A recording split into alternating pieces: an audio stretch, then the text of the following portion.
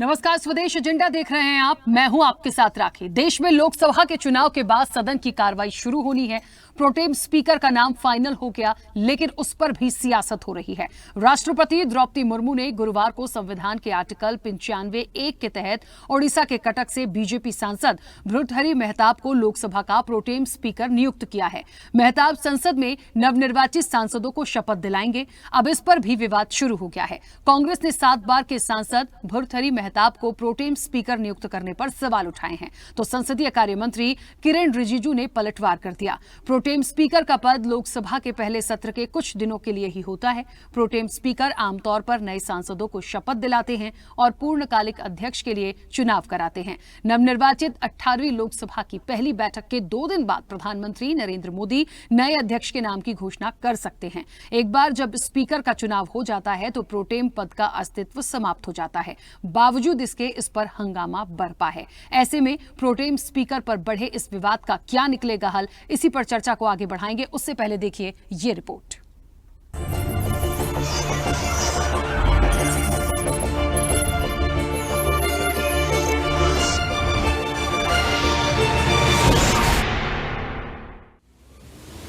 लोकसभा चुनाव के बाद संसद का पहला सत्र सोमवार से शुरू हो रहा है। इस सत्र में लोकसभा के स्पीकर और डिप्टी स्पीकर का चुनाव होगा और सभी नवनिर्वाचित सांसदों को शपथ दिलाई जाएगी। इससे पहले निचले सदन में प्रोटेम स्पीकर यानी अस्थायी अध्यक्ष की नियुक्ति को लेकर सत्ता पक्ष और विपक्ष के बीच विवाद छिड़ गया। भाजपा ने 7 बार के सांसद भर्तृहरि मेहताब को प्रोटेम स्पीकर नियुक्त किया है, जिसे लेकर कांग्रेस ने बीजेपी पर संसदीय परंपरा को नष्ट करने का आरोप लगाया है। कांग्रेस का कहना है कि उसके 8 बार के सांसद कोडुकुन्निल सुरेश को प्रोटेम स्पीकर बनाया जाना चाहिए था, क्योंकि वो 18वीं लोकसभा में सबसे वरिष्ठ सांसद हैं। उनकी जगह भारतीय जनता पार्टी के सांसद भर्तृहरि मेहताब को ये जिम्मेदारी देना गलत है, क्योंकि वो 7 बार के सांसद हैं और वरिष्ठता के मामले में कोडुकुन्निल सुरेश के बाद आते हैं। सुरेश केरल के मावेलिकारा से सांसद हैं, जबकि मेहताब ओडिशा के कटक से सांसद हैं। कांग्रेस की आपत्ति पर बीजेपी ने कटाक्ष करते हुए कहा कि अगर उसे अपने सांसद कोडुकुन्निल सुरेश की वरिष्ठता की इतनी ही चिंता है तो उन्हें लोकसभा में विपक्ष का नेता बना सकती है।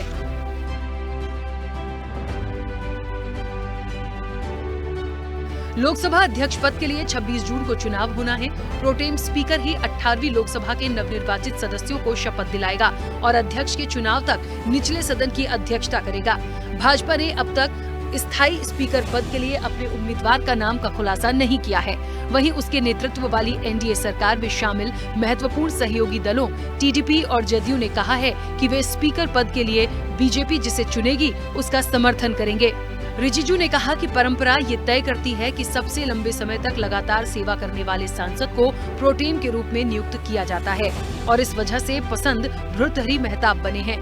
मेहताब ने इस साल भाजपा में शामिल होने से पहले पूर्व मुख्यमंत्री नवीन पटनायक की बीजेपी के हिस्से के रूप में 1998 से 2019 तक कटक से 6 बार जीत हासिल की थी। ये उनकी 7वीं जीत है। संसदीय कार्य मंत्री किरेन रिजिजू ने भी सुरेश को 8 बार के सांसद के रूप में स्वीकार किया, लेकिन 1998 और 2004 में ब्रेक की ओर इशारा किया। उन्होंने कहा वो लगातार नहीं जीते। उन्होंने रेखांकित किया कि मेहताब लगातार 7 बार कटक से जीते हैं। हालांकि 1956 और 1977 में ये परंपरा टूट भी चुकी है। 56 में सरदार हुकुम सिंह को प्रोटेम स्पीकर नामित किया गया था और उसके बाद 77 में डीएन तिवारी को, और ये दोनों उस समय संसद के सबसे वरिष्ठ सदस्य नहीं थे। पार्लियामेंट चलने से पहले ही जो बयान और जो सोशल मीडिया में इन लोगों का पोस्ट और मीडिया में भी अखबारों में मैंने देखा है, ये देख करके सुन करके बिल्कुल अच्छा नहीं लगा। और वो भी जिस तरीके से झूठ बोल करके गुमराह करके बात को रखा, खास करके कांग्रेस पार्टी ने, मैं बहुत ही उसको एक अफसोस के साथ मैं कहना पा रहा हूं। मुझे शर्म आता है कि कांग्रेस पार्टी इस तरह का बातें करते हैं। सबसे पहले तो प्रोटेम स्पीकर को लेकर के उन्होंने मुद्दा बनाया। पहले तो एक पोस्ट किया, ट्वीट किया, बाद में इसको पूरा देश भर में इन्होंने एक मुहिम बना दिया इसको। ये जो प्रोटेम स्पीकर का पद है, ये बहुत टेम्पररी 2 दिन का नए मेंबर को ओथ देने का एक सुविधा के लिए प्रोटेम स्पीकर का पद जो है इसको ऑक्युपाई किया जाता है। फिर तीसरे दिन नए स्पीकर का चुनाव तक अपना भूमिका निभाते हैं। सबसे पहले तो इन्होंने भर्तृहरि मेहताब जी का नाम को लेकर के आपत्ति किया। भर्तृहरि मेहताब 7 बार कॉन्जिक्यूटिव लोकसभा मेंबर है विदाउट एनी ब्रेक, 7 बार, और इस वक्त वो लॉन्गेस्ट सर्विंग मेंबर है अगर हम मंत्री को छोड़े तो। उन्होंने सुरेश कोडिकन्नल का नाम लिया। उनका टोटल टर्म 8 है उनका, लेकिन 2004 और 1998 में उसका ब्रेक हुआ है। उसका कंसेक्यूटिव 2009 के बाद 4 टर्म है। उसके हिसाब से आप देखा जाएगा तो पिछले बार जब 2019 में 17 लोकसभा कॉन्स्टिट्यूट किया गया था, उस समय वीरेंद्र कुमार जी 7 टाइम्स कॉन्जिक्यूटिव था और मेनका जी का टोटल टर्म था 8 बार, लेकिन उसका बीच में ब्रेक था चुनाव में, इसलिए उसका कॉन्जिक्यूटिव टर्म नहीं था। इस हिसाब से कॉन्जिक्यूटिव लॉन्गेस्ट जो सर्व करते हैं परंपरागत उसको बनाने का सिस्टम है, उसको हम लोग ने एडॉप्ट किया। नहीं, ये बिल्कुल संसदीय परंपरा के खिलाफ है।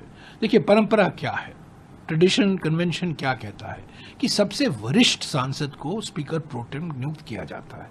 और ये स्पीकर प्रोटेम है क्या, 2 दिन के लिए है, शपथ ग्रहण समारोह के लिए है। 26 तारीख को तो नया स्पीकर का चुनाव होने वाला है, 24 और 25 को सारे सांसद शपथ लेंगे और उसकी अध्यक्षता स्पीकर प्रोटेम करेंगे।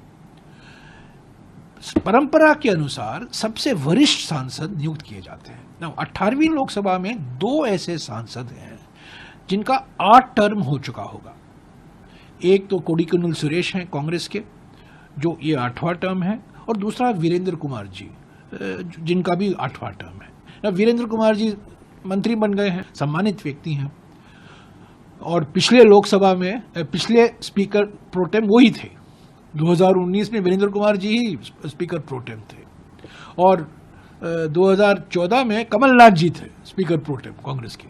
इस बार देखिए कोडिकन्नल सुरेश का टर्न बनता है, पर उनको नहीं नियुक्त किया जाता है, और भर्तृहरि मेहताब को, जिसका 7वां टर्म है, 6 टर्म उनका बीजेडी का है और अभी 7वां टर्म बीजेपी का है, उनको नियुक्त किया जाता है। एक तो यह है कि ये टकराव की राजनीति है, ये बुलडोजर की राजनीति की मानसिकता से ये हटे नहीं है।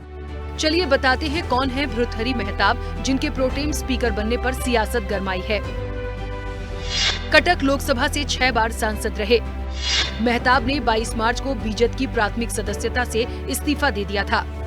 मेहताब के इस्तीफा देने के कुछ दिन ही बाद बीजेपी ने लोकसभा चुनाव के लिए मेहताब का टिकट काट दिया था। कटक में मेहताब के स्थान पर बीजेपी ने संतृप्त मिश्रा को उम्मीदवार बनाया। मेहताब ने कटक सीट पर अपने निकटतम प्रतिद्वंदी बीजेपी के संतरूप मिश्रा को 57,077 वोटों से हराया। उड़ीसा में लोकसभा की कुल 21 सीटों में से 20 पर जीत हासिल कर भाजपा ने बीजू जनता दल का लोकसभा चुनाव में सुपड़ा साफ कर दिया। प्रदेश में कांग्रेस ने 1 सीट जीती। 2019 के लोकसभा चुनाव में बीजेपी ने 12 सीटें जीती थी। भाजपा को 8 और कांग्रेस को 1 सीट मिली थी। भाजपा ने विधानसभा चुनाव में जीत दर्ज करते हुए पहली बार ओडिशा में सरकार भी बनाई। भर्तृहरि मेहताब को इसका इनाम मिला है, उन्हें प्रोटेम स्पीकर बनाया गया है। वो नए सांसदों को शपथ दिलाएंगे। भर्तृहरि मेहताब लोकसभा अध्यक्ष का चुनाव होने तक पीठासीन अधिकारी के रूप में कर्तव्यों का निर्वहन करेंगे। कुल मिलाकर विपक्षी इंडिया गठबंधन की अगुवाई कर रही कांग्रेस ने जहां अपने सबसे वरिष्ठ सांसद कोडिकन्नल सुरेश को प्रोटेम स्पीकर नहीं बनाए जाने को भाजपा की दलित विरोधी मानसिकता करार दिया है, वहीं सरकार ने इस आरोप को खारिज करते हुए कांग्रेस पर झूठ फैलाने का जवाबी आरोप लगाया है। अब आरोप प्रत्यारोप की इस लड़ाई में कैसे शुरू होगा सदन का पहला सत्र, ये बड़ा सवाल है। स्पेशल रिपोर्ट, स्वदेश न्यूज। चलिए, तो नियुक्ति पर सवाल है और सियासी उबाल है। एक बात है, लोकसभा चुनाव जब हो रहा था उसके बाद में सरकार बनती है, सरकार बनने के बाद पहला सत्र शुरू होना था, बड़ी उम्मीदों के साथ था कि उस संसद के अंदर, उस लोकसभा में हमें ऐसा लगता है कि सदन में एक पक्ष विपक्ष मजबूती के साथ दिखता, लेकिन प्रोटेम स्पीकर पे ही इतना झगड़ा होना शुरू हो गया कि न जाने स्पीकर को लेके क्या क्या चीजें देखनी बाकी होंगी। निश्चित तौर पर ये एक बड़ा सवाल है। अब जो फैक्ट रखे जा रहे हैं कि दोनों अपनी अपनी जगह पे सीनियर है, क्योंकि जो कर्नल सुरेश हैं उनका एक ब्रेक हुआ इसलिए उनको नहीं दी जा सकती जगह, लेकिन प्रॉपर चीजें देखा जाए तो कि पहली बार नहीं है, परंपरा तो पहले भी टूटी है, तो आखिरकार इस पे इतना बवाल क्यों? और जब पता ही है आपको कि सिर्फ महज 2-3 दिन की औपचारिकता ये होती है, हर बार होती है, तो फिर इतने बवाल की जरूरत क्या है? क्या इसके पीछे कोई और बात है? सीधे चर्चा पर चलेंगे। तमाम मेहमान हमारे साथ जुड़े हैं। सबसे पहले आपका परिचय करा दें। भारतीय जनता पार्टी का पक्ष रखने के लिए प्रदीप बैस हमारे साथ जुड़े हैं। प्रदीप जी, बहुत स्वागत चर्चा में जुड़ने के लिए। कांग्रेस का पक्ष रखने के लिए मुर्तजा मौसवी हमारे साथ जुड़े हैं। मुर्तजा जी, आपका भी बहुत स्वागत है। समाजवादी पार्टी का पक्ष रखने के लिए रविंद्र प्रताप सिंह हमारे साथ जुड़े हैं। रविंद्र जी, आपका भी बहुत स्वागत है। आम आदमी पार्टी का पक्ष रखने के लिए परमिंदर कौर हमारे साथ जुड़ी हैं। परमिंदर जी, आपका भी बहुत स्वागत है। टीएमसी का पक्ष रखने के लिए फरीद खान हमारे साथ जुड़े हैं। फरीद जी, आपका भी स्वागत है। राजनीतिक विश्लेषक हैं सुमन भटनागर। सुमन जी, आपका भी बहुत स्वागत है। और स्वदेश न्यूज के managing editor RP Srivastava ji हमारे साथ जुड़े हैं। आरपी श्रीवास्तव जी, आपका भी बहुत स्वागत है। चर्चा की शुरुआत सबसे पहले प्रदीप जी आपसे करूंगी और सभी मेहमानों से एक रिक्वेस्ट है, समय का ध्यान रखते हुए प्लीज पॉइंट टू पॉइंट अपनी बात को रखिएगा, ताकि सभी मेहमानों की बात जो है वो जल्दी जल्दी से आ जाए। मतलब किसी को ऐसा ना लगे और फिर वो आपत्ति आए कि मैंने मेरी बात नहीं रख पाए, या हो सकता है उनको प्रॉपर मौका ना मिला हो। तो मैंने पहले ही ये रिक्वेस्ट किया है समय को ध्यान रखते हुए। प्रदीप जी, पहला सवाल आपसे, चर्चा की शुरुआत बेहद महत्वपूर्ण है। ये जो फैक्टर बताया जा रहा है कि सुरेश जी जो हैं उनका एक ब्रेक हुआ एक टाइम ड्यूरेशन में, इसलिए वो सीनियरिटी कम हो गई, और जहां तक भुरथरी मेहताब जी हैं वो कंटिन्यूशन में जीत कर आए हैं इसलिए वो बनेंगे। तो मुझे एक फैक्टर याद आ रहा है कि क्या ये परंपरा कभी टूटी नहीं है? एक वक्त था, मैंने अपनी रिपोर्ट पे भी उसका जिक्र किया, 1956 और 1977 में। मुझे लगता है उस वक्त पे प्रोटेम स्पीकर जिनको बनाया गया था दोनों अलग अलग ईयर में, उस वक्त तो वो वरिष्ठ सदस्य भी नहीं थे। तो मुझे लगता है कि क्यों इस फैक्टर को लाया गया है? यदि कर्नल सुरेश जी वरिष्ठता में आ रहे हैं आगे, तो मौका दिया जाना चाहिए था। क्यों इस पर इतनी सियासत करने की जरूरत पड़ रही है? नमस्कार सभी वक्ताओं को प्रणाम। देखिए, क्या है कि अब तक दो आम चुनाव में हम चर्चा करते थे कि भाई अल्पमत में है, नेता प्रतिपक्ष कौन होगा, क्या होगा, कैसे होगा। अभी देखिए, दहाई का भी आंकड़ा पार ठीक से नहीं है और कांग्रेस ने अपने जलवे दिखाने शुरू कर दिए। आप केवल कल्पना करिए, ये कह रहे हैं ये कन्वेंशन के खिलाफ है, ये परंपरा के विरुद्ध है।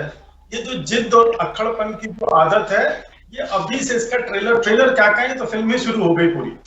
तो ये जिस मनस्थिति में जीते हैं, ये सोचते हैं कि विपक्ष में है और इनकी सारी बात मान ली जाए, ऐसा ये सोचते हैं।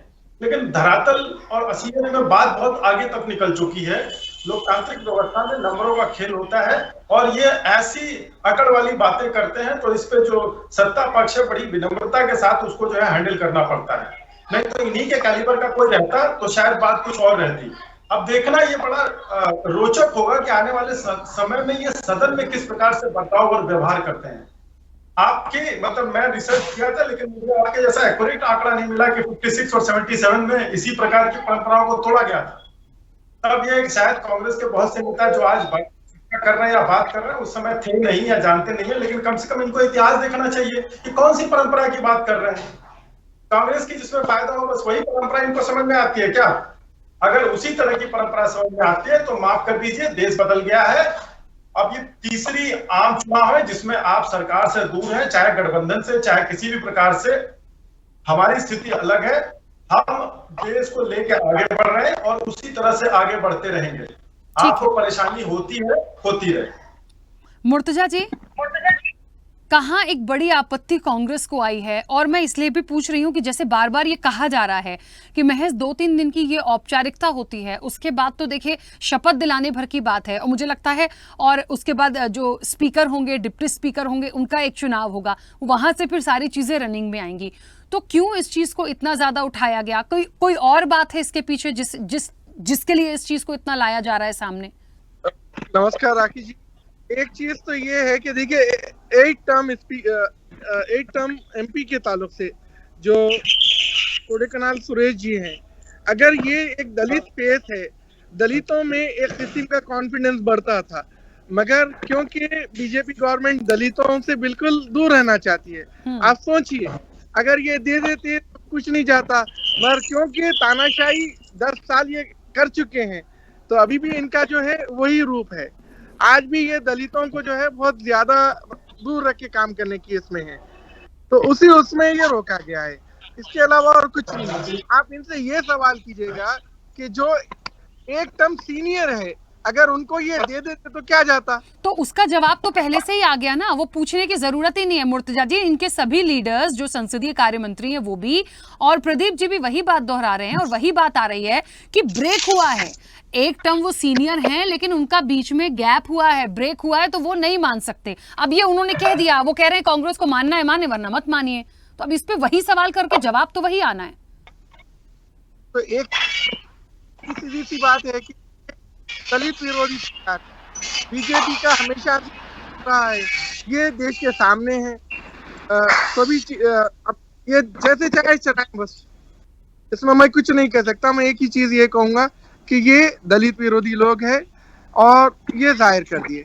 अच्छा, एक चीज और है मुर्तजा जी, हमें ये भी देखना पड़ेगा कि राष्ट्रपति द्रौपदी मुर्मू ने चुना, उनकी सहमति थी, तमाम चीजें हुई हैं इस पूरे मामले में, तो फिर उस पर संशय क्यों है? क्या हम वहां भी सवाल उठा सकते हैं या उठाना चाहिए? एक बात बता दूं मैं आपको, प्रेसिडेंट ऑफ इंडिया हो या किसी स्टेट की कोई गवर्नर हो, जब तक गवर्नमेंट नाम नहीं भेजेगी उस पे कैसे वो एक्सेप्ट करेंगे या अनाउंस करेंगे? बताइए आप।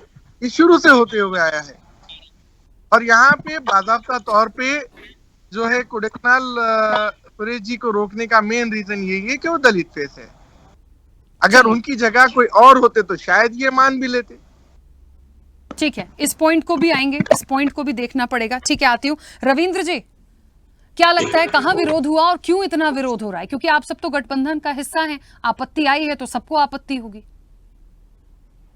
इसका उत्तर मोहन भागवत जी ने दे दिया है भारतीय जनता पार्टी को। 3 शब्दों में बता देता हूं। उन्होंने राजनीतिक शुचिता, झूठ और अहंकार बोला है, और चुनाव को बताया है कि युद्ध नहीं और विपक्ष विरोधी नहीं।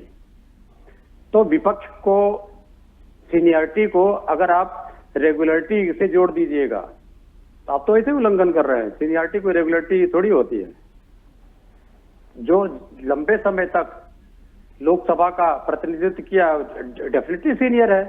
और फिर अगर जैसे कह रहे हैं संसदीय कार्य मंत्री जी कि जब 2 दिन की बात है, तो जो दिन की बात जब 2 ही दिन की बात थी तो सबसे सीनियर मोस्ट लीडर को दे देना चाहिए था।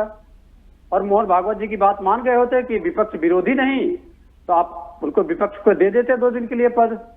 आपकी मान प्रतिष्ठा भी बढ़ जाती संगठन में, अपने ही संगठन में। इसमें कौन सी आपत्ति थी उनको? और ये परंपरा भी नहीं है, ठीक है परंपराएं 1-2 बार टूटी, लेकिन आप उस परंपरा को फिर से आगे बढ़ा देते, फिर आपने उस परंपरा को तोड़ दिया। तो ये कहा जा रहा है ना कि परंपरा टूटी है और फिर आपने उस परंपरा को तोड़ा है। आप ही ने किया है उस परंपरा को तोड़ने का काम। जब आपने उस परंपरा को तोड़ दिया तो 2 दिन के लिए, जब आप इतना महत्वपूर्ण आपके लिए 2 दिन नहीं तो करने देना चाहिए था। फिर अब ये बात तो उठेगी ही उठेगी, क्योंकि ये भारत का लोकतंत्र, यहाँ जातियां महत्वपूर्ण है। तो जातियां जब महत्वपूर्ण है यहाँ पे, तो निश्चित रूप से ये बात उठेगी कि वो दलित बिरादरी से आते थे और दलित बिरादरी को आप नहीं बनने देना चाहते थे, जबकि सबसे सीनियर मोस्ट हैं वो, तो नहीं बनने देना चाहते थे। फिर दूसरी एक बात उठेगा।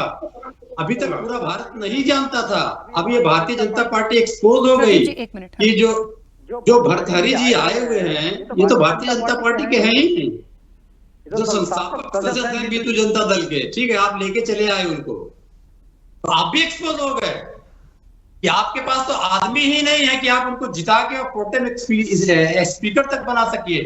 तो इस पूरे मामले में भारतीय जनता पार्टी का चरित्र एक्सपोज हो गया। फिर प्रोटेम स्पीकर के साथ में 3 वरिष्ठ सांसद चुने जाते हैं विपक्ष के। मुझे लगता है कि हो सकता है वो भी अपने पदों को अस्वीकृत कर दे।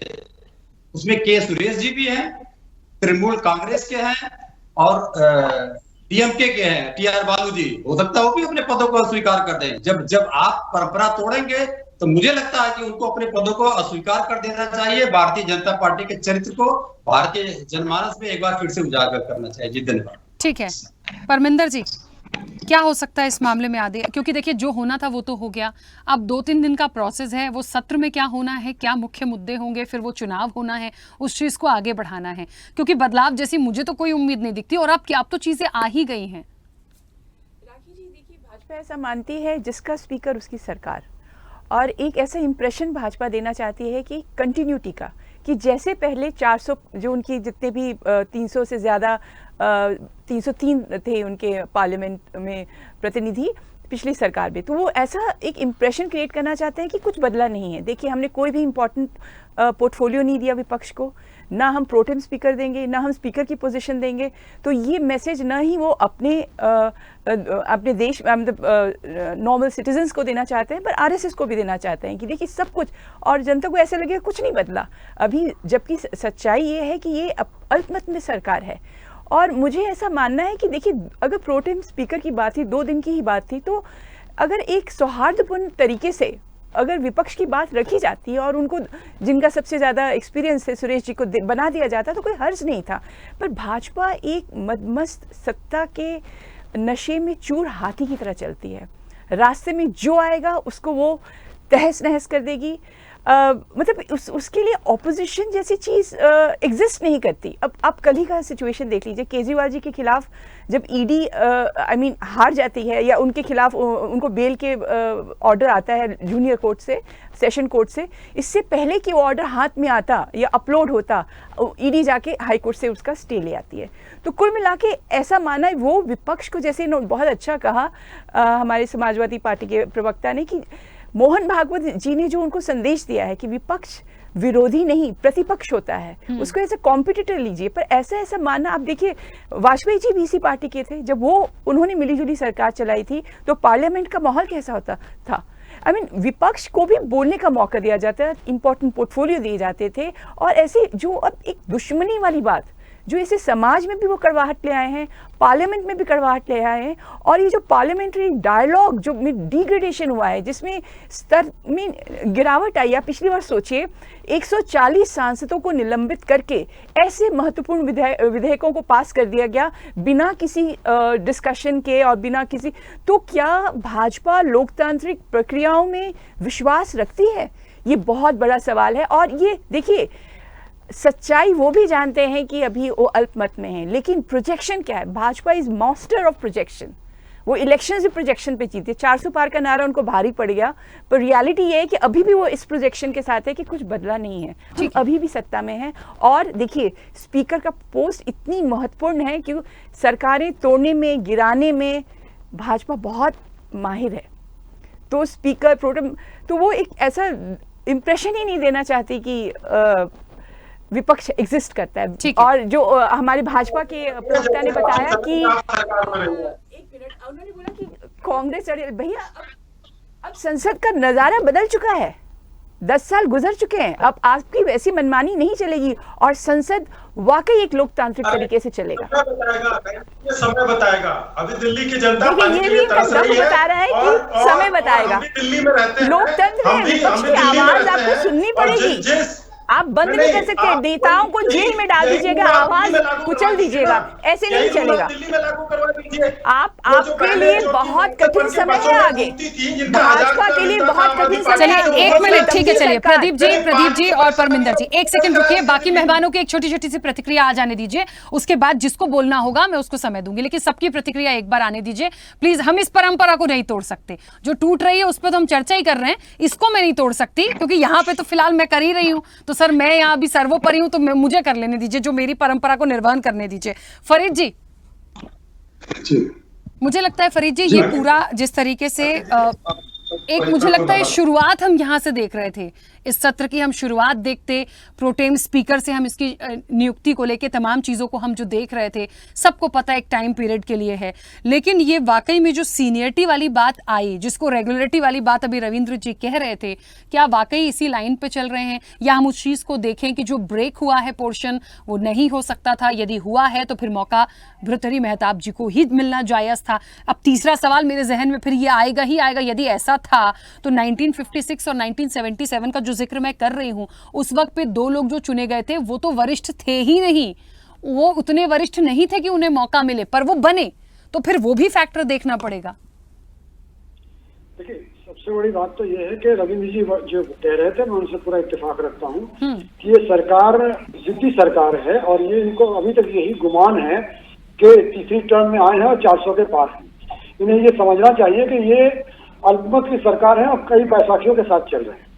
मगर जो लोग अपने पेरेंट के नहीं होते वो किसी के नहीं होते। जिस तरह से बीजेपी की पेरेंट बॉडी है आरएसएस, तो आपने भागवत जी का बयान पहले ही सुन लिया कि हमको अपने अपोजिशन वालों से कैसे बर्ताव करना चाहिए। वो हमारे विपक्ष नहीं है, हमारे प्रतिपक्ष हैं। इंद्रेश कुमार जी ने भी वैसी बातें की, मगर उन्होंने ये साथ साथ ये भी कहा कि जो पार्टी अहंकार में चूर हो जाती है वो बर्बाद हो जाती है, जो भी बातें। तो ये पूरे अहंकार में चूर हैं और ये किसी की बातें नहीं सुनेंगे। दलित विरोधी तो ये है ही है, मुस्लिम विरोधी तो थे मगर ये दलित विरोधी हैं। दूसरी तरफ से एक दूसरा इशारा भी देना चाह रहे हैं कि जो दूसरी पार्टी से टूट कर हमारे पास आएगा, हम अपनी पार्टी वालों को भले छोड़ दें, तुमको आगे रखेंगे, इसलिए तुम टूट कर हमारे पास चले आओ ताकि ये दूसरी पार्टियों को तोड़ सकें अपना स्पीकर बना के और अपनी पार्टी को पूर्ण तरह से ले जाएं। देश का कोई भी इंसान मिड टर्म पोल नहीं चाहता है कि तो इलेक्शन इतना कॉस्टली है, देश का हजारों करोड़ का बर्बाद होता है। मगर इन लोग इसमें भी एक हिडन एजेंडा है जिसको वो हर हाल में आगे बढ़ाना चाहेंगे ताकि अपोजिशन वाले आके हमारी सरकार गिराएं और ये ठिकरा देश की जनता पर, अपोजिशन पर छोड़ देना चाहेंगे। ये हर चीज में अपना फायदा देखना चाहते हैं। देश की से इनको कोई मतलब नहीं है, देश में क्या नफा क्या नुकसान होगा इसकी कोई परवाह नहीं है। हर हाल में ये लोग अपनी पार्टी, अपने लोगों का फायदा देखना चाहते हैं। ठीक है, सुमन जी आप क्या समझते हैं इस मुद्दे में? मुझे लगता है एक राजनीतिक विश्लेषक हैं, सियासत तक, राजनीतिक तक, बयानबाजी तक तो ठीक है, आरोप प्रत्यारोप भी मैंने सुन लिया और एक तरफ रख दिया, लेकिन इस चीज को लेके इतना बवाल जो आ रहा है, जो सियासी उबाल है, ये खत्म होगा? क्योंकि देखिए इसके बाद भी आगे स्पीकर और डिप्टी स्पीकर की बात होनी है, उसके लिए भी बवाल चल ही रहा है ना? तो ये चीजें धीरे धीरे चली जा रही हैं। तो हम मुद्दों पे वो जो सत्र हम देखना चाह रहे थे पहली बार, मजबूती का पक्ष, मजबूती का विपक्ष, वो देख पाएंगे कि नहीं देख पाएंगे? देखो, लोकसभा देश की सबसे बड़ी पंचायत है, लोगों का बड़ा भरोसा है इस पंचायत के ऊपर और वहाँ जो परंपराएं चली आ रही हैं पुरानी, उन परंपराओं से खिलवाड़ नहीं होना चाहिए, उनका मूलतः पालन होना चाहिए। हालांकि ये यहाँ विवाद बन गया है छोटा सा कि प्रोटेम स्पीकर को लेकर। जो के सुरेश हैं वो ठीक है 8 बार के सांसद हैं, लेकिन 1998 और 2004 2 बार वो हार गए थे, तो कंटिन्यूशन में उनका थोड़ा गैप 2 बार का जरूर है। और जो डॉक्टर मेहताब हैं वो लगातार 7वीं बार बने हैं। अब ये इसका फैसला कौन करेगा कि कंटिन्यूशन को माना जाएगा नहीं माना जाएगा, लेकिन ये इतना बड़ा मुद्दा नहीं है जितना बड़ा मुद्दा बन गया है। कुछ लोगों ने दलित मुद्दा घुसा दिया इसके अंदर, दलित वाली बात ही कोई नहीं है। प्रोटेम स्पीकर बनना है, वो ब्राह्मण भी हो सकता है, बनिया भी हो सकता है, कोई भी हो सकता है। मैं समझता हूँ दलित और मुसलमान इस तरह की बातें जो हैं ये स्पीकर और प्रोटेम स्पीकर के मुद्दों पर नहीं लानी चाहिए। मेरी राय, निजी राय ये है कि के सुरेश 8वीं बार चूंकि वो बने हैं सांसद, इसलिए उनका हक बनता है और उन्हें प्रोटेम की जिम्मेदारी दी जानी चाहिए। कोई तकनीकी उसमें कमी अगर हो इस तरह से तो उस पर जो है लोकसभा और जो हमारे राष्ट्रपति हैं महामहिम, वो इसके बारे में सोच सकती हैं। अंततः मैं यही चाहूँगा कि डॉक्टर के सुरेश जो है उसको इस बार प्रोटेम का मौका मिलना चाहिए। 2 दिन की बात है, कोई लंबी चौड़ी बात तो है नहीं कि कोई लंबे अरसे के लिए बन जाएंगे स्पीकर। ये 2 दिन बाद चुनाव हो जाना है स्पीकर का, डिप्टी स्पीकर का, इतनी छोटी सी बात है। तो इस पर मैं समझता हूँ कि विपक्ष को भी और सत्ता दल को भी बड़ा दिल दिखाना चाहिए और इस मामले को निपटाना चाहिए। ठीक है, आरपी श्रीवास्तव जी, इसी को थोड़ा सा आगे बढ़ाऊंगी। ये जो पूरा घटनाक्रम सामने आया, ये जो बात सामने आई, मुझे लगता है शायद प्रोटेम स्पीकर के लिए नहीं सोचा गया था कि इतना बवाल होगा, क्योंकि शुरू से बात जब सदन के सत्र की आ रही थी तब लग रहा था कि कौन स्पीकर होगा, डिप्टी स्पीकर होगा, उस पर काफी बयानबाजी आई। लेकिन यहाँ पे तो प्रोटेम स्पीकर का नाम आने के बाद जो झगड़ा और सियासत गरमाई है, ये अपने आप में सवाल खड़े कर रही है। तो कैसे आगे इस चीज को आप देखते हैं? देखिए राखी जी, 2 बातें हैं। सबसे बड़ी बात यह है कि स्पीकर का पद जो है सर्वोपरि है, लोकसभा हो चाहे विधानसभा हो। और उसमें प्रोटेम स्पीकर जनरली क्या होता है कि जब भी कोई नई सरकार आती है, चुन के आती है, तो उनको शपथ दिलाना होता है सदस्यों को, और किसी तरह से 2 दिन जो है कार्रवाई चलती है। उसके बाद फिर रेगुलर स्थायी रूप से स्पीकर का चुनाव होता है। ये बात तो सच है। अब सवाल ये उठता है कि जो यहाँ पर बात कही गई है मतलब दोनों मुद्दे हैं। एक तो यह है कि एक निरंतर जो भी लोकसभा जीते हैं महताब जी, उनको बनाना चाहिए 7 बार। और दूसरी तरफ के सुरेश जी हैं, जिनको ये कहा गया कि भाई ये 2 बार इनको जो है हार चुके हैं, लेकिन 8 बार उस संसद में अपना प्रतिनिधित्व कर चुके हैं। अब प्रश्न ये उठता है कि अगर मान लो जैसे आने वाले समय में संसद चलानी है, और दूसरी बात यह है कि सत्ता पक्ष और विपक्ष को एक तरह से देश हित में संसद को चलाना है, और टकराव अभी से शुरू हो गया, तो आप तो जानती हैं कि अभी से जब ये हालत है तो आने वाले समय में क्या होगा। निश्चित रूप से संसद जिस तरह से पिछले दिनों में मैंने देखा बाधित होती रही है, तो वो आगे वाला टकराव जो है अभी लगता है संभावना बढ़ गई है, चाहे सत्ता पक्ष हो या विपक्ष हो। आपने बोला कि 2 बार जो है ये परंपरा टूटी। 1956 में चुनाव कब हुए थे, 5 साल के बाद दूसरी बार आया, तो वहाँ तो ये माना जा सकता है कि जिसको भी प्रोटेम स्पीकर बनाया गया होगा वो बहुत ज़्यादा लंबा समय 4 बार 5 बार की बात नहीं हुई होगी, तो वो तो एक तरह से उसको इग्नोर किया जा सकता है। लेकिन 77 में किसकी सरकार थी ये देखना होगा। 77 में यहाँ पर जनता दल की सरकार थी, जिसमें सारे दल थे। परंपरा वहाँ भी टूटी है, जिसमें भाजपा भी थी, जो उस समय की जनसंघ थी, अन्य भी दल थे, और उस समय जो है DN तिवारी को जो बनाया गया, तो वो परिस्थितियाँ क्या होंगी। तो निश्चित रूप से एक बदलाव था, बदलाव के बाद स्पीकर बनाना था, प्रोटेम स्पीकर बन गया। लेकिन आज की परिस्थिति हिंदुस्तान की ऐसी है नहीं। आज इस बात को अगर टकराव रोकना ही था तो निश्चित रूप से पहले ही शुरुआत नहीं होनी चाहिए थी। प्रोटेम स्पीकर सिर्फ 2 दिन के लिए है, और 2 दिन पहले ही इस तरह की बातें, चाहे सत्ता पक्ष हो या विपक्ष हो, अगर मान लीजिए बड़ा दिल दिखा देते सत्ता पक्ष, तो निश्चित रूप से इनको बना देते सुरेश को। लेकिन सवाल ऐसा नहीं है। सवाल ये उठता है कि चूंकि आप देखिए उड़ीसा का जरा चुनाव रिजल्ट देखिएगा, 21 में से 20 सीटें किसके पास है, भारतीय जनता पार्टी की, और जो महताब जी आए वो बीजू जनता दल के। तो कहीं न कहीं सत्ता पक्ष ने प्रयास जरूर किया है कि कम से कम उनको जो ओबलाइज किया जाए या उनको एक स्पेस दिया जाए, और शायद ये हुआ है। अब ये टकराव यहाँ से शुरू हुआ है, आगे तक कब कितना जाएगा, आने वाले समय में स्पीकर डिप्टी स्पीकर का चुनाव होने वाला है, उसमें क्या परिस्थितियाँ बनती हैं, नेता प्रतिपक्ष की क्या स्थिति है, तमाम बातें हैं जो आने वाले संसदीय परंपरा है उसके अनुरूप काम करना होगा। हमें लगता है कि देश की सर्वोच्च संस्था जो है संसद, वहाँ पर अगर इस तरह का टकराव अगर कम होता तो जनता के हितों पर ज़्यादा ध्यान दिया जाएगा। नहीं तो बिल आएंगे, पास हो जाएंगे, उस पर चर्चा नहीं होगी, उसमें कमी क्या है, बेसी क्या है, ये सारी चीज़ों का जो अंदाज़ा लगा पाना बड़ा मुश्किल है। तो एक अगर लोकतंत्र की स्वस्थ परंपरा हो तो निश्चित रूप से इन सारी चीज़ों को अवॉइड करने की ज़रूरत है, और ये सबसे ज़्यादा जिम्मेदारी सत्ता पक्ष की है कि किस तरह से आने वाले समय में संसद चलेगी, संसदीय परंपरा का निर्वहन होगा, आपस में बातचीत होगी। हमें लगता है कि हार जीत तो लगी रहती है, कौन किसको सत्ता मिली है किसको नहीं मिली है ये तो जनता चुनती है। लेकिन फिलहाल आप ये समझ लीजिए कि आने वाले समय में संसद को चलाना एक बहुत महत्वपूर्ण बात है। संसद पर देश की जनता का टैक्स का करोड़ों अरबों रुपया खर्च होता है, और उस पर इस तरह का विवाद नहीं होना चाहिए, ये टालना चाहिए था। लेकिन फिलहाल अब तो शुरुआत हो चुकी है, आने वाले समय में क्या होता है ये देखना होगा। लेकिन आज की जो परिस्थिति है जिस पर हम चर्चा कर रहे हैं, वो निश्चित रूप से एक जो आने वाली संसद की जो कार्रवाई होगी उसका एक संदेश है कि लगता है संसद में काफ़ी कुछ होने वाला है। बिल्कुल। और आप में से यदि कोई कुछ कहना चाहता है तो अपनी बात रखिएगा, क्योंकि प्रदीप जी काफी कुछ देर से कहना चाह रहे थे। प्रदीप जी अब अपनी बात रखिए पहले आप। इसमें जो वक्ता बोल रहे थे, समाजवादी पार्टी के मित्र कह रहे थे कि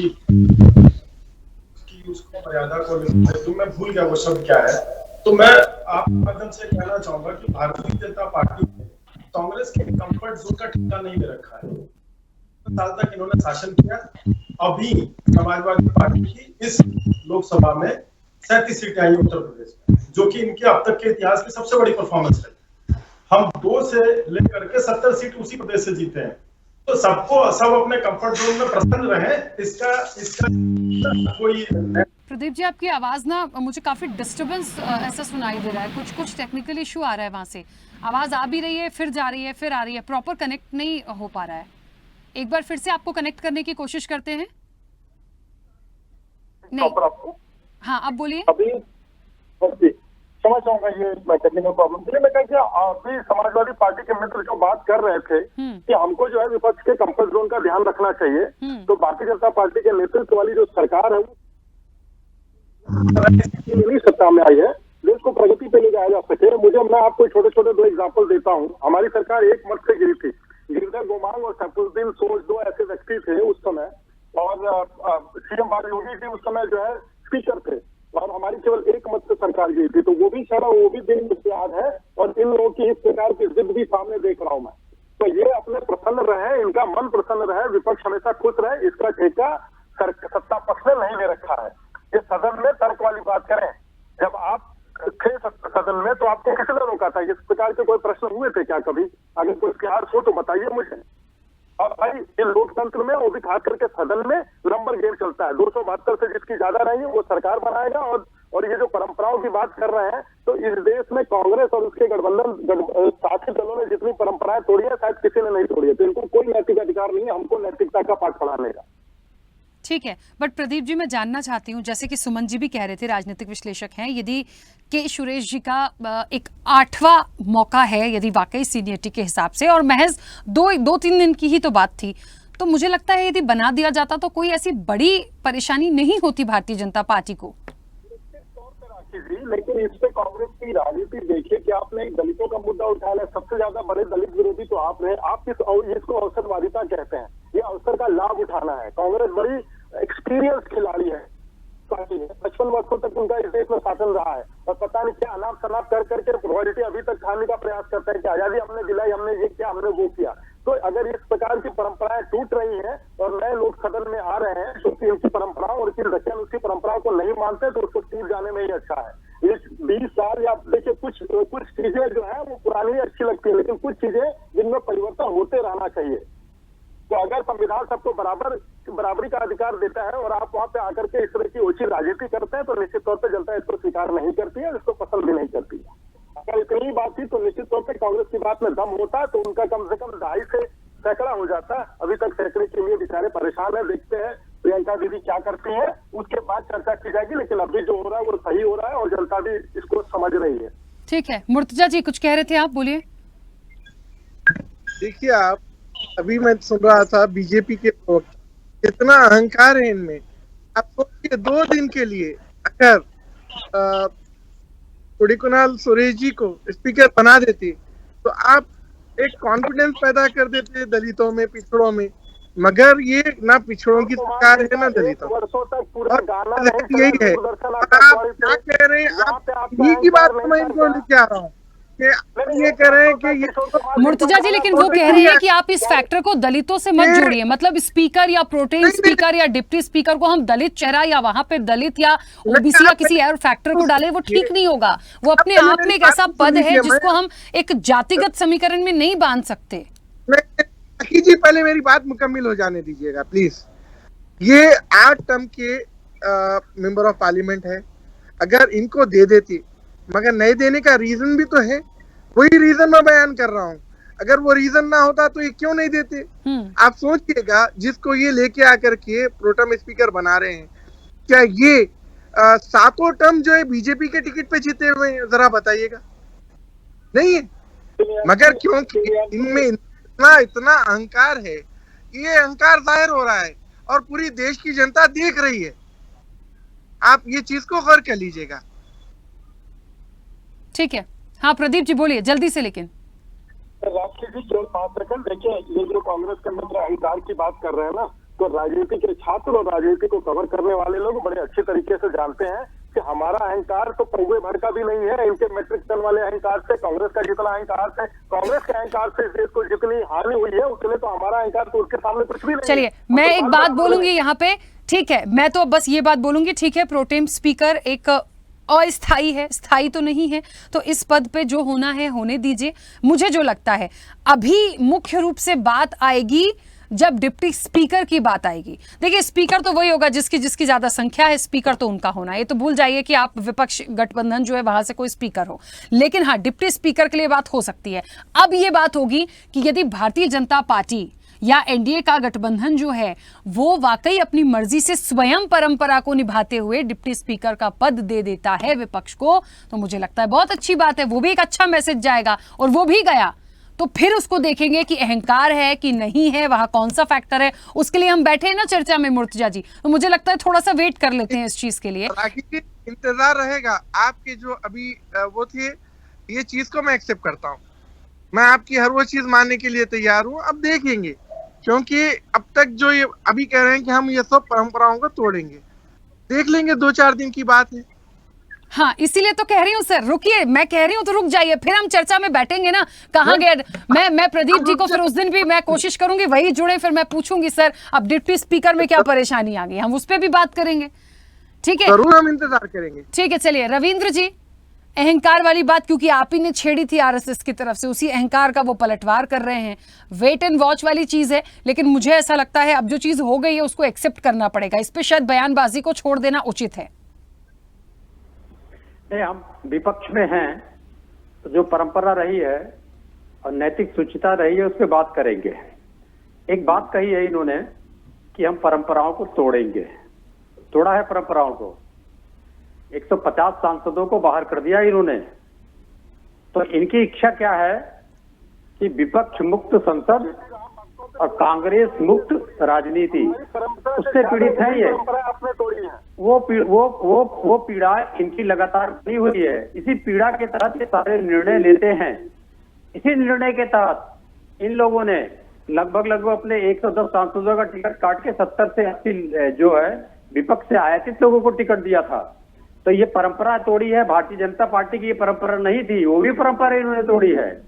और उस परंपरा को तोड़ने से अगर जनता ने इनको स्वीकार कर लिया होता तो माना जाता कि इनकी परंपरा जनता में स्वीकार थी, लेकिन परंपरा वो जनता में स्वीकार नहीं हुई। प्रदीप जी एक मिनट। जनता ने इनकी 63 सीटें कम कर दिया। तो इसका मतलब जो परंपराएं इन्होंने लोकसभा के दौरान, अंतिम लोकसभा सत्र के दौरान या चुनाव प्रचार के दौरान जो अपशब्द इन लोगों ने बोले और जो निर्णय लिए, उसको जनता ने स्वीकार नहीं किया, क्योंकि 63 सीटें इनके कम आई। लेकिन 63 सीटें कम आने के बाद भी वही मोहन भागवत जी वाला अहंकार अभी तक मौजूद है इनके अंदर में। तो इन्हीं को मुबारक हो, आगे और तैयार रहें अपने 63-64 सीट कम कराने के लिए। और अगर ये एक दहाई और इकाई के आंकड़े पढ़ते रहेंगे तो ये भी 2 के आंकड़े तक सीमित थे, वो भी याद करना चाहिए। जी रविंद्र जी, आगे आपने कहा कि और तैयार रहें इतनी सीटें कम करवाने के लिए, किसमें? विधानसभा में, या क्योंकि दावे कर रहा था विपक्ष की 6 महीने भी सरकार नहीं चलेगी, उसमें भी कुछ गड़बड़ होगा? अभी 2 चुनाव होने हैं। एक राष्ट्रीय स्तर पर उपचुनाव होने हैं, एक उत्तर प्रदेश में 10 सीटों के लिए उपचुनाव होने हैं। तो परिणाम तो वहीं से आ जाएंगे। वैसे आमतौर पे माना जाता है कि इनका होता है, लेकिन परिणाम आएंगे उसके। फिर उसके बाद में उत्तर प्रदेश में पंचायत स्तर के चुनाव होंगे।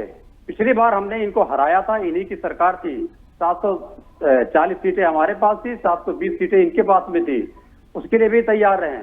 फिर जो इलेक्शन यदि 27 में हुआ, जहां तक मुझे पूरी आशंका है कि उससे पहले भी इलेक्शन हो सकते हैं, लेकिन 27 में हुआ तो हमने आपकी 57 सीटें कम किया था, तो अब की हम 275 सीटें से हमारा गठबंधन यहाँ पर सरकार बनाएगा। ठीक है, चलिए देखेंगे। अभी तो बहुत सारी जो बातें आ रही थी उस पर मैं वापस आ जाती हूँ। परमिंदर जी, मैं वही बोलूंगी, क्योंकि देखिए जो गठबंधन का हिस्सा है उनसे मैं यही बोल सकती हूँ कि फिलहाल इस चीज को छोड़ना होगा, क्योंकि वक्त नहीं है। देखिए सोमवार, कल तो संडे हो जाएगा, मंडे को ये तमाम चीजें होनी है। उसमें कोई ऐसी मतलब इफ बट वाला कोई अब ऐसा सवाल नहीं है। हाँ, जायज है सवाल उठाना, लगता है विपक्ष को, उनका अधिकार है, मजबूती के साथ आप सब हैं, लेकिन मुझे लगता है अभी इस मामले में कुछ नहीं हो सकता। अब आगे की राह क्या है, डिप्टी स्पीकर के लिए क्या है, आपके मुद्दे क्या हैं, आप कैसे वर्कआउट कर रहे हैं, इस पर ध्यान देने की जरूरत है। राखी जी, देखिए पिछले पूरे 5 साल डिप्टी स्पीकर की पोस्ट खाली रही, जो कि जिस पर विपक्ष का हक था उसको भरा नहीं गया। इस बार देखते हैं कि भाजपा क्या करती है, और डिप्टी स्पीकर का भी पोस्ट काफ़ी इम्पोर्टेंट है। और ऐसा विपक्ष भी चाहता है कि बहुत ही सामंजस्य से सबके साथ लेते हुए एक स्पीकर की पोस्ट, और यहाँ तक बोला गया है कि हम भी सपोर्ट करेंगे अगर चंद्रबाबू नायडू जी की पार्टी से कोई आता है स्पीकर की पोस्ट के लिए, तो ऐसे इंडिया गठबंधन भी उसको सपोर्ट करने की बात कर रहा है। तो देखिए केवल कॉन्ट्रडिक्शंस और आपस में उलझने की इच्छा विपक्ष की भी नहीं है, पर हाँ अपनी आवाज बुलंदी के साथ और अपनी बातों को रखने की इच्छा जरूर है। जिस तरह से पिछले सत्र में आवाज दबाई गई है। प्रदीप जी एक मिनट, क्या दो लोग एक साथ बोलेंगे ना? एक तो कुछ डिस्टरबेंस आ रहा है ना, मैं सुन नहीं पा रही हूँ आपको ठीक से। एक मिनट, परमिंदर जी बोल रहे हैं, फिर मैं आ रही हूँ। देखिए राखी जी, लोकतंत्र के लिए कहते हैं कि जब सड़कें सूनी हो जाती हैं तो संसद आवारा हो जाती है। तो बहुत ज़रूरी है कि ऑपोजिशन मुद्दों को उठाए। आज देखिए, आज नीट में क्या हुआ, स्टूडेंट्स रोड पे हैं, किसान आंदोलन कर रहे हैं। तो विपक्ष को जनता की आवाज़ बनना पड़ेगा, मुद्दे उठाने ही पड़ेंगे, और जहां भी सत्ता पक्ष को घेरना पड़े घेरेगी। इसका ये मतलब नहीं कि हम सत्र नहीं चलने देंगे या कुछ। तो मुझे लगता है एक पॉजिटिव एनवायरनमेंट में, एक अच्छे एनवायरनमेंट से इसकी शुरुआत करनी चाहिए, और विपक्ष का जो एक उसको रिस्पेक्ट मिलनी चाहिए वो सत्ता पक्ष को जरूर देनी चाहिए। ठीक है, फरीद जी अपनी बात रखिएगा। तो मैंने जो परमिंदर जी ने बातचीत कही, मुझे उसे ध्यान रखते हैं कि हम लोग लड़ने के लिए, कुछ करने के लिए नहीं आए। हमें भी जनता ने रिप्रेजेंट किया है, हमको रिप्रेजेंट करने के लिए आए। और विपक्ष की आवाज को, सत्ता पक्ष को दबाना नहीं चाहिए, क्योंकि वही जनता का काम करने आए और हम भी जनता का काम करने आए। अब तो जो उन्होंने जो फैसला कर लिया, हमें मालूम है वही होगा। मगर ये जो सत्ता पक्ष को ये सोचना चाहिए कि विपक्ष को जो भी चुन के भेजा गया है, तो जनता ने जो भेजा है उनकी अपना पक्ष रखने के लिए जनता की आवाज रखेगी। तो ये अहंकार उनका अच्छा नहीं है, उनको अहंकार तोड़ना चाहिए। अभी 5 साल उनको सरकार चलानी है, अल्पमत की सरकार है।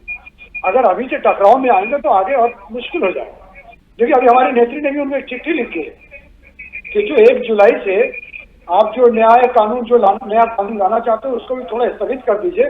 क्योंकि जब उसको आपने पास किया था तब 150 एमपी को आपने निष्कासित करके बाहर कर दिया था, तब उसको आपने पास किया था। तो उस पर भी एक बार चर्चा कर लीजिए, उसके बाद उसको लागू कीजिए। हम तो रिक्वेस्ट कर रहे हैं, हम हाथ जोड़ के प्रार्थना कर रहे हैं जनता के लिए।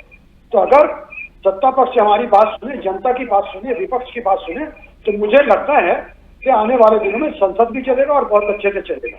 ये अब सारी जिम्मेदारी सत्ता पक्ष की है कि वो सदन को कैसे चलाना चाहिए।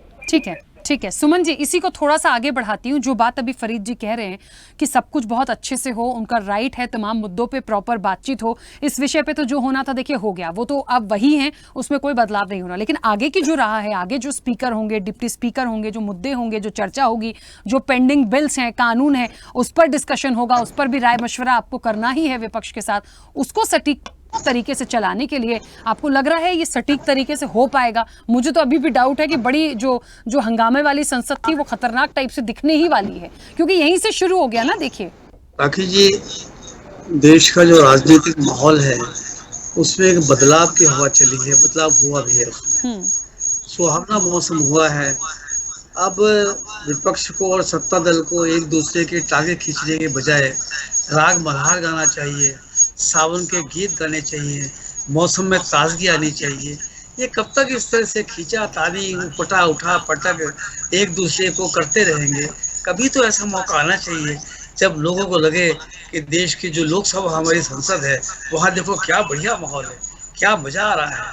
अब मैं समझता हूँ माहौल आ गया है कि सत्ता और विपक्ष दोनों को मिलकर रास्ता निकालना चाहिए कि संसद में टकराव ना हो, देश के हित की बातें हों, देश के लिए कानून बने, देश की समस्याएं उठे, इस तरह का माहौल बनना चाहिए। अब जमाना बदल रहा है, हवा बदल रही है, मौसम बदल रहा है, हमें भी थोड़ा बदलना चाहिए।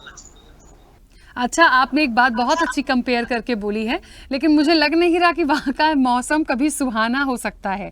और इस बार तो थोड़ा और ज़्यादा संशय है, क्योंकि दोनों ही टकराव वाले हैं, सीटें ही ऐसी आई हैं कि वो सुहाना कैसे होगा। एक सुहाना करने की कोशिश करेगा, दूसरा करने नहीं देगा। अभी देखिए वही तो बात यहाँ आ गई ना, बैलेंस नहीं करेंगे। अब हो गया, शांत रहिए। 2 दिन के अस्थायी पद के लिए इतनी ज़्यादा आप सोचिए गड़बड़ है, स्थायी पद के लिए न जाने क्या कर बैठेंगे। तो हम समझ रहे हैं कि कोशिश कर सकते हैं वो सुहाना बने, पर बड़ा मुश्किल है। समय की सीमा। आरपी श्रीवास्तव जी, आपकी संक्षिप्त प्रतिक्रिया।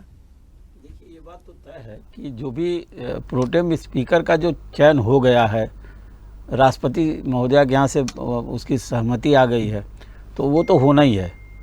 जब सत्र की शुरुआत होगी तो होगा ही होगा। अब इस पर चाहे विपक्ष कितना भी इसका विरोध करे, उसमें कोई परिवर्तन होने वाला नहीं है। तो अभी तो विपक्ष को आपने कहा ना कि अभी इंतजार करना चाहिए, तो विपक्ष इंतजार करे कि डिप्टी स्पीकर के मामले में क्या होगा। और दूसरी सबसे बड़ी बात है, जहाँ तक मौसम सुहाना होने की बात है, बदलाव तो हो रहा था, बदलाव हुआ भी है थोड़ा बहुत, लेकिन सत्ता पक्ष और विपक्ष लगभग स्थिति बहुत कमज़ोर नहीं है विपक्ष की, तो इसको भी ध्यान में रखना सत्ता पक्ष का काम है। हमें लगता है कि सुमन जी को के हिसाब से अगर दोनों सत्ता पक्ष और विपक्ष मिलके संसद का मौसम सुहाना बनाने के प्रयास करें तो ठीक है, लेकिन इसकी गुंजाइश लगता अभी कम है। और आने वाले समय में आप देखेंगे कि संसद में क्या क्या हुआ, और अभी तो पिछले दिनों में आपने देखा है, और हमारे जो प्रदीप जी ने बोल भी दिया कि भाई आपके हिसाब से थोड़े चलेंगे, भाई सरकार उनको चलाना है तो निश्चित रूप से अपने हिसाब से चलेंगे। तो जब अपने हिसाब से चलेंगे तो टकराव होगा। बाकी ये भी नहीं भूलना चाहिए कि एक मजबूत लोकतंत्र है हमारे देश का, और यहाँ पर जो है सत्ता पक्ष के साथ साथ विपक्ष भी एक मजबूत है। तो इन दोनों बातों को समझना होगा, और जो भी संसदीय कार्य मंत्री होंगे, प्रधानमंत्री जी होंगे, ये किस तरह से आगे की रणनीति बनाते हैं, किस तरह से सत्ता पक्ष और विपक्ष मिल करके आपस में सामंजस्य बनाता है और देश हित में सारी बातें आती हैं, बिल पर चर्चा होगी, तमाम चीज़ें आएंगी, तो विपक्ष की आवाज़ भी है, उसको सुनना भी ज़रूरी है, उसको इग्नोर नहीं कर सकते, क्योंकि इतने कम लोगों ने आपको एक तरह से इनको भी जनादेश दिया, और जनादेश का सम्मान सभी दलों को समान रूप से करना चाहिए। बिल्कुल ठीक है, चलिए क्योंकि समय की सीमा है, प्रदीप जी वापस नहीं आ पाऊंगी। आप सभी का बहुत शुक्रिया इस चर्चा में जुड़ने के लिए, सभी को भरपूर मौका मिला था, कुछ कहना था प्रदीप जी को, लेकिन समय हो गया है।